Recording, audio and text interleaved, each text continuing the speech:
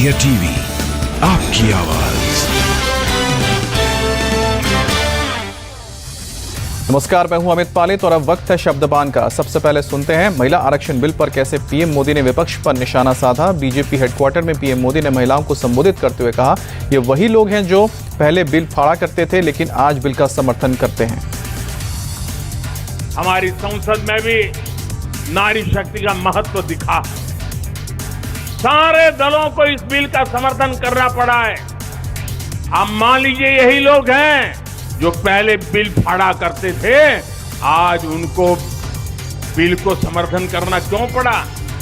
क्योंकि देश भर में पिछले 10 साल में महिला एक शक्ति बनकर के उभरी है और हमने संसद में पहुंचने से पहले देश में सामर्थ्य जुटा दिया ताकि संसद में कोई हिल न पाए। इसका पूरा प्रबंध करके हम सदन में गए।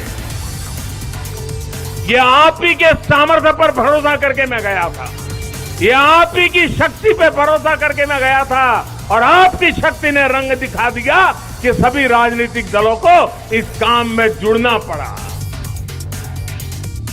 बीजेपी सांसद रमेश बिधूड़ी द्वारा दानिश अली पर दिए अपमानजनक बयान पर घमासान मचा। कांग्रेस नेता जयराम रमेश ने कहा कि बिधूड़ी ने सभी सांसदों का अपमान किया है। उन्होंने जो कहा वो बीजेपी की मंशा है। ये अपमान है, सभी सांसदों का अपमान है। दानिश अली जी का तो अपमान ही है, पर हम सबका अपमान है। और ये पार्लियामेंट, नए पार्लियामेंट में जो प्रधानमंत्री कहते हैं कि नए पार्लियामेंट की शुरुआत नारी शक्ति वंदे अधिनियम से हुआ है, नई पार्लियामेंट की शुरुआत बिधूड़ी से हुआ है, इनके शब्दों से हुआ है और ये बीजेपी की मंशा को दर्शाता है। ये बिधूड़ी जो कह रहे हैं ये बीजेपी की मंशा है। मैं रक्षा मंत्री का खुद बहुत आदर करता हूँ, सम्मान करता हूँ। उनकी मजबूरी थी, उनको उठना पड़ा, उन्होंने माफ़ी मांगी।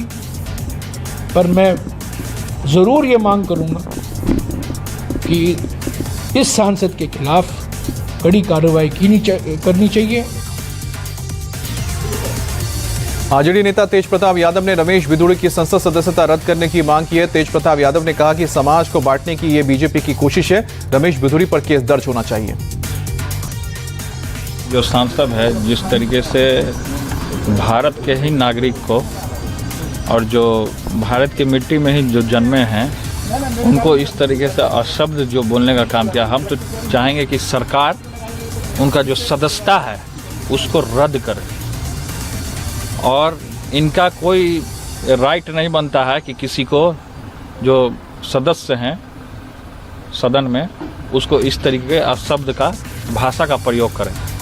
और ये निंदनीय है पूरे तरीके से। पूरे भारत के लोग इनका आचरण, जो भाजपा का जो आचरण है, पूरे तरीके से लोग देखने का काम कर रहा है कि किस तरीके से अपने भारत को, मातृभूमि को किस तरीके से लोग खंड खंड तोड़ने के लिए और भाई भाइयों को लड़वाने के लिए ये लोग हथडंडा अपनाने का काम किया। ये लोग संविधान को नहीं मानता, ये लोग तिरंगे झंडे को भी नहीं मानता।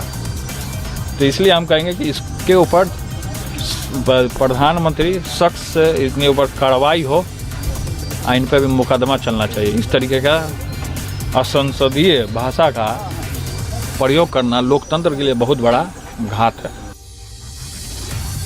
बीजेपी सांसद रमेश बिधूड़ी के बयान पर एनसी नेता उमर अब्दुल्ला का बयान सामने आया। उन्होंने कहा कि मुसलमानों को लेकर इनकी क्या सोच है ये पता चला है। बिधूड़ी का बयान सिर्फ एक सांसद के लिए नहीं है। जो लोग इनके साथ मिलके काम करते हैं वो रात को सोते कैसे हैं जब उनके साथी उनके बारे में इस तरह सोचते हैं। वो अल्फाज जो उन्होंने इस्तेमाल किए वो तमाम मुसलमान कौम के खिलाफ इस्तेमाल हुए, सिर्फ एक ऑनरेबल एमपी के खिलाफ नहीं।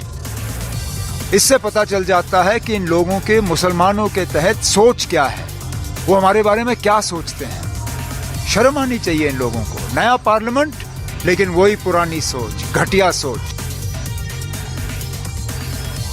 रमेश बिधूड़ी के बहाने एसपी चीफ अखिलेश यादव ने बीजेपी पर निशाना साधा। अखिलेश ने कहा कि रमेश बिधूड़ी बीजेपी के पहले नेता नहीं है जिन्होंने असंसदीय शब्दों का इस्तेमाल किया है। बिधूड़ी जैसे लोगों पर चुनाव लड़ने पर रोक लगा देनी चाहिए।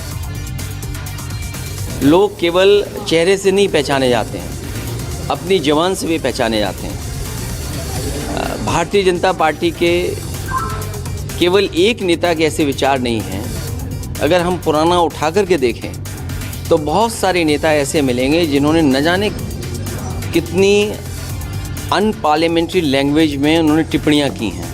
और फिर हमारा देश सेकुलर है, डेमोक्रेटिक कंट्री है, और लोकसभा में इस तरह की भाषा का इस्तेमाल करना, इनको हमेशा हमेशा के लिए पाबंदी लगा देनी चाहिए। पूरी पाबंदी इन पर हो जिससे कि ये चुनाव भी न लड़ पाएं।